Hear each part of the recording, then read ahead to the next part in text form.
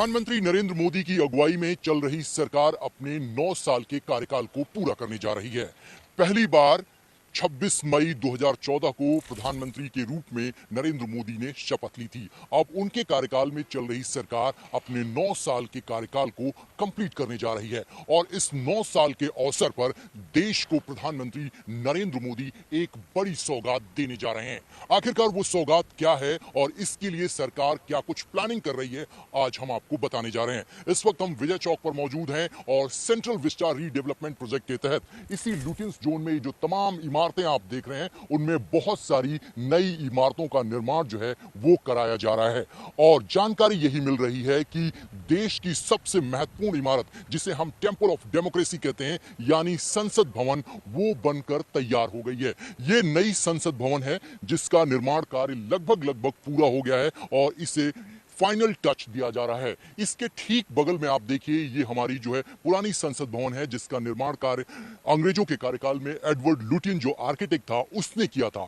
ये अंग्रेजों के कार्यकाल में तमाम बिल्डिंगें बनी थी और बहुत लंबे समय से इस बात की मांग चल रही थी कि जो पुरानी संसद भवन है उसमें लोगों के बैठने की जो संख्या है, जो सीटें हैं वो कम है। ऐसे में नई संसद भवन का निर्माण कार्य जो है वो जरूरी हो गया था। अब ये सामने जो नई इमारत देख रहे हैं ये भारत की नई संसद भवन है जो कंप्लीट बनकर तैयार हो चुकी है और बहुत जल्द इसे राष्ट्र को समर्पित करने के लिए प्रधानमंत्री नरेंद्र मोदी इसका उद्घाटन करने जा रहे हैं। तो सेंट्रल विस्टा रीडेवलपमेंट प्रोजेक्ट के तहत ये पार्लियामेंट की बिल्डिंग बनाई गई है, ये कंप्लीट तैयार हो गई है। अगर इस बिल्डिंग के खासियत की बात करें तो इसमें 4 फ्लोर हैं। सबसे ऊपर जो है आप अशोक स्तंभ देख रहे हैं और उसके नीचे अगर हम बात करें तो इसके अंदर 4 फ्लोर हैं और लगभग 1200 से ज्यादा सांसदों के बैठने की व्यवस्था जो है इसके अंदर की गई है। और अगर परिसीमन के बाद सांसदों की संख्या बढ़ती है तो आने वाले 30 से 40 साल तक जितने भी सांसद रहेंगे उनको बैठने के लिए प्रॉपर अरेंजमेंट यहाँ किया गया है।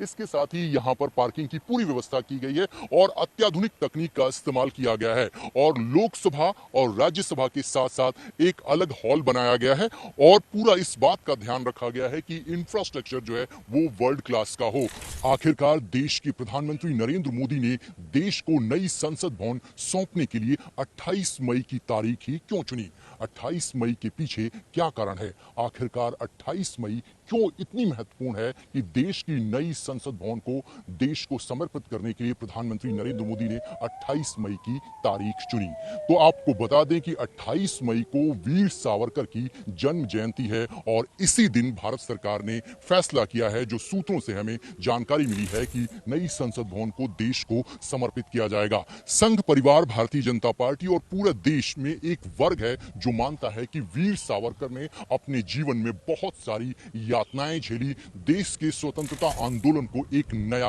आयाम दिया। लेकिन एक वर्ग देश में ऐसा भी है जो ये मानता है कि महात्मा गांधी की हत्यारे के पीछे जो विचारधारा थी उसको सपोर्ट करते थे वीर सावरकर। और कांग्रेस पार्टी के पूर्व राष्ट्रीय अध्यक्ष राहुल गांधी बार बार ये कहते हैं कि मैं सावरकर नहीं हूं, मैं गांधी हूं, मैं माफी नहीं मांगूंगा। तो आप ये सोचकर चलिए कि जो विचारधारा की लड़ाई चलती है, कांग्रेस पार्टी उनको जिम्मेदार मानती है कि महात्मा गांधी की हत्यारे के पीछे जो विचारधारा थी उस विचारधारा को सपोर्ट करते थे। लेकिन दूसरी तरफ भारतीय जनता पार्टी और संघ परिवार ये कहता है कि वीर सावरकर एक कट्टर राष्ट्रभक्त थे। उन्होंने अपने जीवन में एक बार नहीं 2 बार काला पानी की सजा काटी और अंग्रेज ये जानते थे कि अगर वीर सावरकर बाहर रहते हैं तो स्वतंत्रता आंदोलन को वो बहुत तेजी से धार देंगे। बाबा साहब भीमराव अंबेडकर जिन्होंने संविधान का निर्माण किया, उन्होंने ये कहा कि आपके खिलाफ जितने भी आरोप लगाए गए हैं वो बेबुनियाद है, निराधार हैं, आपके केस में किसी भी प्रकार का कोई दम नहीं है और कोर्ट से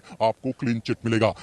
2000 में जब भारत के तत्कालीन प्रधानमंत्री अटल बिहारी वाजपेयी ने वीर सावरकर के लिए भारत रत्न की सिफारिश की जिसे ठुकरा दिया गया था, लेकिन अमित शाह जो तत्कालीन गृह मंत्री हैं वो ये कहते हैं कि अगर वीर सावरकर नहीं रहते तो भारत का प्रथम स्वतंत्रता आंदोलन जिसके बारे में हम जानते हैं 1857 का, उसे याद नहीं किया जाता। यानी वीर सावरकर ने अपना पूरा जीवन खपा दिया भारत की आजादी के लिए और उस दिन को चुना है जिस दिन ये नई पार्लियामेंट जो है देश को समर्पित होगी और जो जो आने वाली पीढ़ी है उसको ये बताया जाएगा कि वीर सावरकर का योगदान इस भारत के आज़ादी में कितना महत्वपूर्ण है और इससे बेहतर दिन नहीं हो सकता और इससे बेहतर तारीख नहीं हो सकती और वीर सावरकर से बड़ा प्रेरणा स्रोत युवाओं के लिए नहीं हो सकता और विचारधारा की लड़ाई को लड़ने के लिए इस